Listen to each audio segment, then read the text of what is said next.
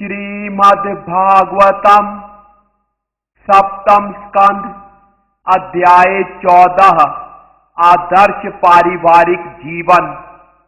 महाराज युधिष्ठिर ने नारद मुनि से पूछा, हे स्वामी, हे महर्षि, कृपा करके यह बतलाएं कि जीवन लक्ष्य के ज्ञान से रहित घर पर रहने वाले हम लोग वेदों के आदेशानुसार सरलता से मुक्ति किस तरह प्राप्त कर सकते हैं।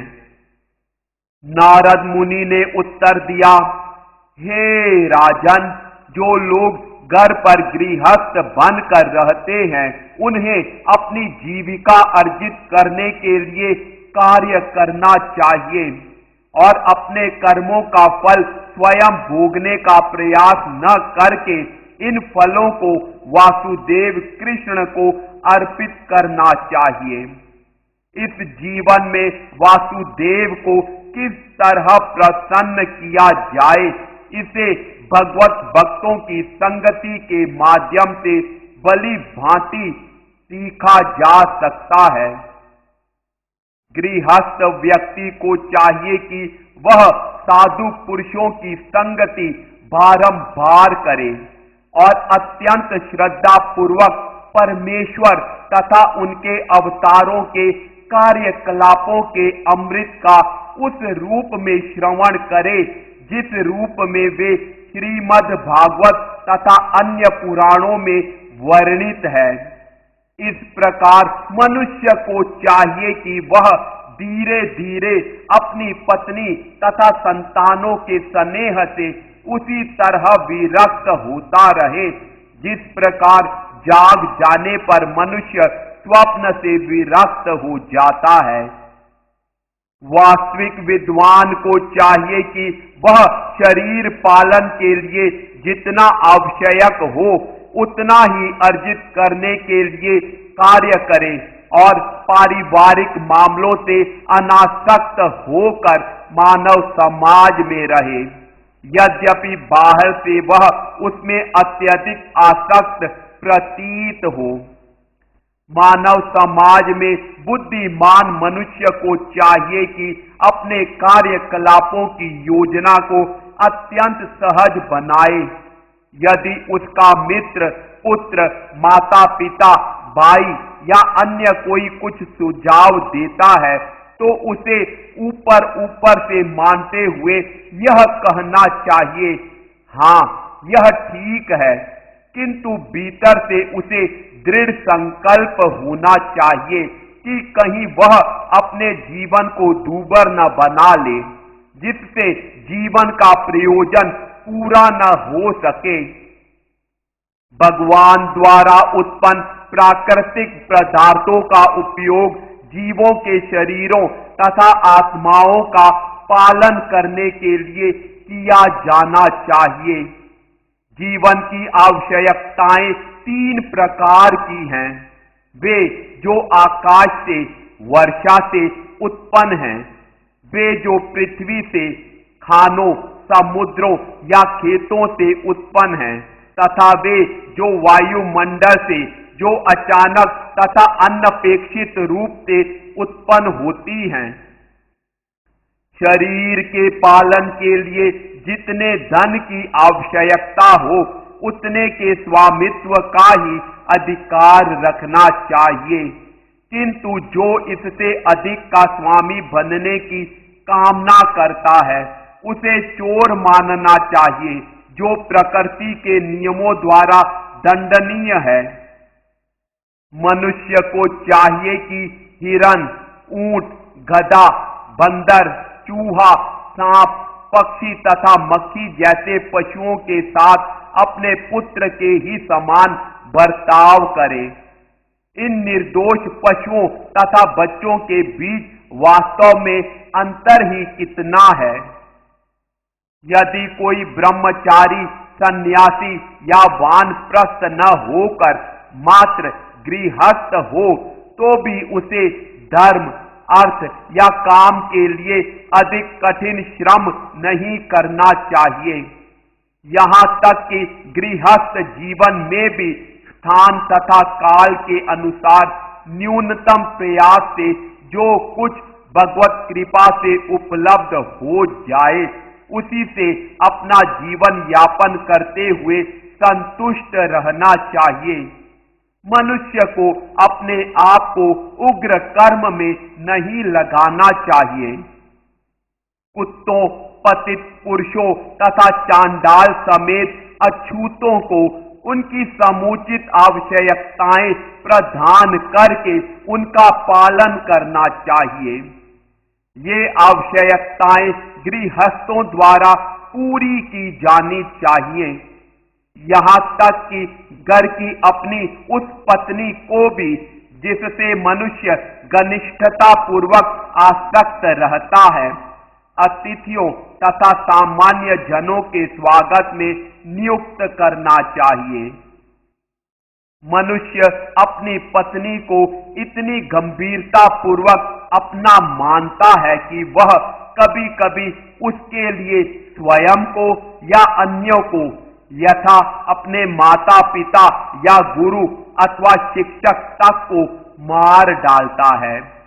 अतएव यदि कोई ऐसी पत्नी के प्रति अपनी आसक्ति का परित्याग कर सकता है तो वह उन भगवान को जीत लेता है जो अजेय हैं। समुचित विचार विमर्श करके मनुष्य को अपनी पत्नी के शरीर के प्रति आकर्षण त्याग देना चाहिए, क्योंकि यह शरीर अंततोगत्वा छोटे छोटे कीड़े मकोड़ों, मल या राख में परिणत हो जाने वाला है। तो भला इस तुच्छ शरीर का क्या महत्व है? परम पुरुष कितना महान है जो आकाश के समान सर्वव्यापी है।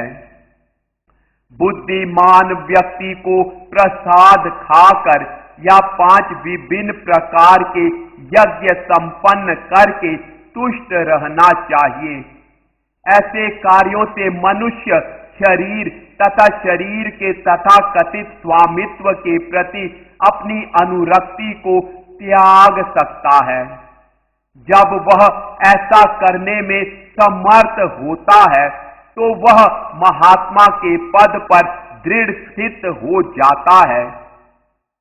मनुष्य को चाहिए कि प्रतिदिन वह उन परम पुरुष की पूजा करे जो हर एक के हृदय में स्थित है, और इसी आधार पर उसे देवताओं, साधु पुरुषों, सामान्य मनुष्यों तथा जीवों, अपने पुरखों तथा स्वयं की अलग अलग पूजा करनी चाहिए। इस प्रकार वह हर एक के हृदय में स्थित परम पुरुष की पूजा कर सकता है। जब कोई व्यक्ति संपत्ति तथा ज्ञान से समृद्ध हो जाए, जो उसके पूर्ण नियंत्रण में हो और जिनसे वह यज्ञ संपन्न कर सके अथवा पूर्ण पुरुषोत्तम भगवान को प्रसन्न कर सके, तो उसे शास्त्रों के निर्देशानुसार अग्नि में आहुतियां डालकर यज्ञ करना चाहिए। इस तरह उसे पूर्ण पुरुषोत्तम भगवान की पूजा करनी चाहिए। पूर्ण पुरुषोत्तम भगवान श्री कृष्ण सारी यज्ञ आहुतियों के भोक्ता हैं। यद्यपि वे अग्नि में डाली गई आहुतियां खाते हैं, फिर भी हे राजन, जब उन्हें अन्न तथा घी से बना व्यंजन योग्य ब्राह्मणों के मुख के माध्यम से अर्पित किया जाता है तो वे और भी प्रसन्न होते हैं।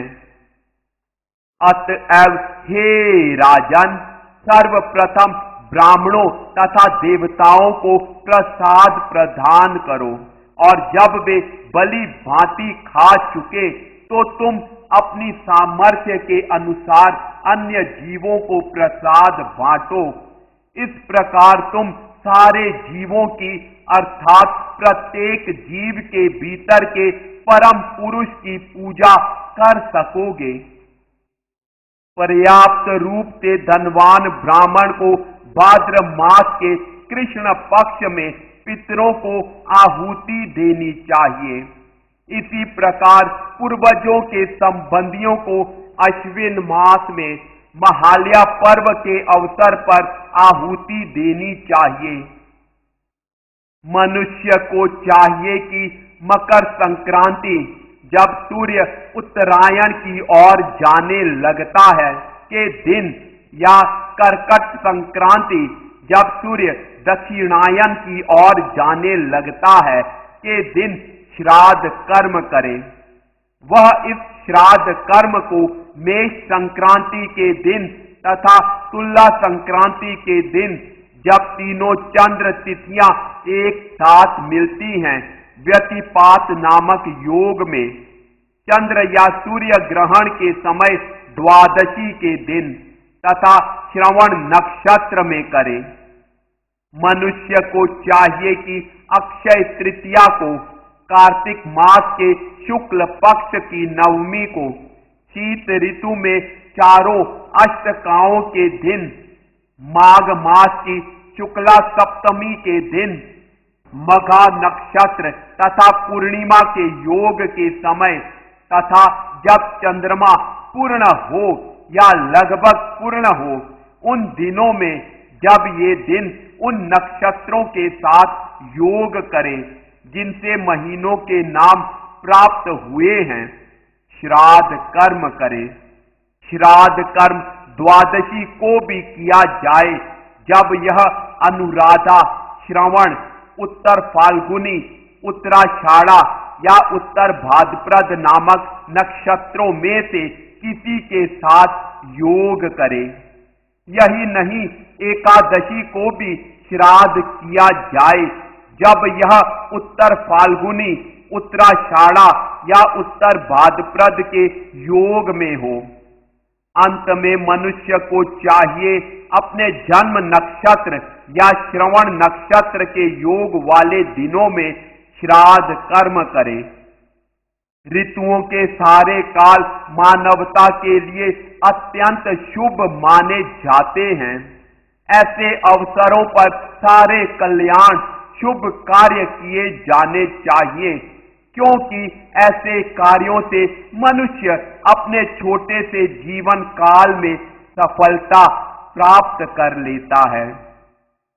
ऋतु परिवर्तन के इन अवसरों पर यदि कोई गंगा या यमुना में या किसी तीर्थ स्थान में स्नान करता है, यदि कोई कीर्तन करता है, अग्नि यज्ञ करता है, व्रत रखता है, या यदि कोई परम भगवान की, ब्राह्मणों की, पितरों की, देवताओं की तथा सामान्य जीवों की पूजा करता है या जो कुछ दान देता है, तो उसका स्थायी लाभप्रद फल मिलता है।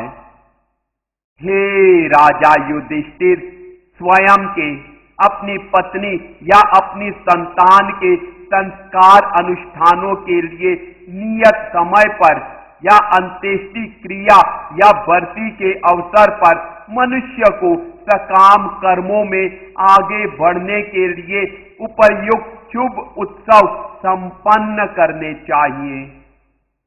नारद मुनि ने आगे कहा, अब मैं उन स्थानों का वर्णन करूंगा जहां धार्मिक अनुष्ठान अच्छी तरह संपन्न किए जा सकते हैं।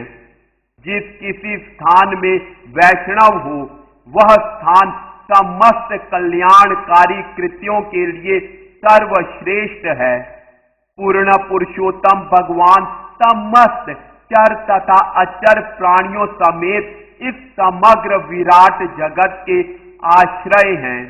और वह मंदिर जहां भगवान का अर्चा विग्रह स्थापित किया जाता है सर्वाधिक पवित्र स्थान होता है। यही नहीं, जिन स्थानों में विद्वान ब्राह्मण तपस्या, विद्या तथा दया के द्वारा वैदिक नियमों का पालन करते हैं, वे भी अत्यंत शुभ तथा पवित्र हैं। निसंदेह वे स्थान कल्याणकारी हैं जहां पूर्ण पुरुषोत्तम भगवान कृष्ण का मंदिर हो, जिसमें उनकी विधिवत पूजा होती हो। वे स्थान भी कल्याणकारी हैं जहां पुराणों जैसे अनुपूरक वैदिक शास्त्रों में उल्लिखित गंगा सदृश प्रसिद्ध पवित्र नदियां बहती हैं। निश्चय ही वहां जो भी आध्यात्मिक कार्य किया जाता है वह अत्यंत प्रभावशाली होता है। पुष्कर जैसे पवित्र सरोवर तथा वे स्थान जहां साधु पुरुष रहते हैं, यथा कुरुक्षेत्र, गया, प्रयाग, पुलहाश्रम, नैमिषारण्य, फाल्गु नदी का तट, सेतुबंध, प्रभास, द्वारका, वाराणसी, मथुरा, पंपा, बिंदु सरोवर, बद्रिकाश्रम, नारायणाश्रम, वे स्थान जहां से होकर नंदा नदी बहती है, वे स्थल जहां भगवान रामचंद्र तथा माता सीता ने शरण ली, यथा चित्रकूट तथा महेंद्र और मलय नामक पहाड़ी क्षेत्र भी, इन सभी स्थानों को अत्यंत पवित्र एवं पुण्य माना जाता है। इसी प्रकार भारत के बाहर के स्थान जहां कृष्ण भावना अमृत आंदोलन के केंद्र हैं और जहां राधा कृष्ण अर्चा विग्रह पूजे जाते हैं, उन स्थानों में आध्यात्मिक रूप से उन्नत होने की इच्छा रखने वाले व्यक्तियों को जाना चाहिए और उनकी पूजा करनी चाहिए। जो आध्यात्मिक जीवन में आगे बढ़ना चाहता है वह इन सारे स्थानों की यात्रा कर सकता है और अनुष्ठान कर सकता है, जिससे अन्य स्थानों में संपन्न किए गए उन्हीं कृत्यों से 1000 गुना उत्तम फल प्राप्त हो सकते हैं। हे पृथ्वीपति, पटु तथा विद्वान अध्येताओं ने यह तय किया है कि पूर्ण पुरुषोत्तम भगवान कृष्ण ही सर्वश्रेष्ठ पुरुष हैं, जिन्हें प्रत्येक वस्तु अर्पित की जानी चाहिए, जिन पर ब्रह्मांड के सारे जड़ या चेतन टिके हैं और सारी वस्तुएं उन्हीं से उत्पन्न होती हैं। हे राजा युधिष्ठिर, तुम्हारे राजसूय यज्ञ उत्सव में मेरे साथ ही साथ देवता, अनेक महामुनि तथा साधुओं के अतिरिक्त ब्रह्मा जी के 4 पुत्र उपस्थित थे, किंतु जब यह प्रश्न उठा कि किस व्यक्ति की सर्वप्रथम पूजा की जाए, तो सबों ने परम पुरुष कृष्ण को ही चुना। जीवों से भरा हुआ समग्र ब्रह्मांड एक वृक्ष के समान है, जिसकी जड़ पूर्ण पुरुषोत्तम भगवान अच्युत कृष्ण हैं। इसलिए भगवान कृष्ण की पूजा करने से समस्त जीवों की पूजा हो सकती है। पूर्ण पुरुषोत्तम भगवान ने अनेक पुर अर्थात रहने के स्थान बनाए हैं, यथा मनुष्यों के शरीर, पशु, पक्षी, ऋषि तथा देवता। इन असंख्य शरीर रूपों में भगवान परमात्मा रूप में जीव के साथ निवास करते हैं। इस प्रकार वे पुरुषावतार कहलाते हैं। हे राजा युधिष्ठिर, प्रत्येक जीव में परमात्मा उसकी समझने की क्षमता के अनुसार बुद्धि प्रदान करता है। अतएव शरीर के भीतर परमात्मा प्रमुख होता है। परमात्मा जीव में उसके ज्ञान के सापेक्ष विकास तपस्या आदि के अनुसार जीव के समक्ष प्रकट होता है। हे राजन, जब ऋषि मुनियों ने देखा कि त्रेता युग के प्रारंभ में ही परस्पर अनादर पूर्ण व्यवहार आरंभ हो गया, तो मंदिर में अर्चा विग्रह की साज सामग्री सहित पूजा का सूत्रपात हुआ। कभी कभी नव दीक्षित भक्त भगवान की पूजा में सारी साज सामग्री अर्पित करता है और वह वास्तव में भगवान की पूजा अर्चा विग्रह के रूप में करता है, लेकिन भगवान विष्णु के अधिकृत भक्तों से ईर्ष्यालु होने के कारण भगवान उसकी भक्ति से कभी प्रसन्न नहीं होते। हे राजन, सभी पुरुषों में सुयोग्य ब्राह्मण को इस संसार में सर्वोत्तम मानना चाहिए, क्योंकि वह तपस्या, वैदिक अध्ययन तथा संतुष्टि द्वारा भगवान का प्रतिरूप बन जाता है। हे राजा युधिष्ठिर, ऐसे ब्राह्मण जो विशेषतः पूरे विश्व में भगवान की महिमा के प्रचार में लगे रहते हैं, सारी सृष्टि के आत्मा पूर्ण पुरुषोत्तम भगवान द्वारा मान्य और पूजित होते हैं। ब्राह्मण अपने प्रचार द्वारा तीनों लोकों को अपने चरण कमलों की धूलि से पवित्र बनाते हैं और इस तरह वे कृष्ण के भी पूज्य हैं। इस प्रकार श्रीमद् भागवत के 7वें स्कंद के अंतर्गत आदर्श पारिवारिक जीवन नामक 14वें अध्याय के भक्ति वेदांत तात्पर्य पूर्ण हुए।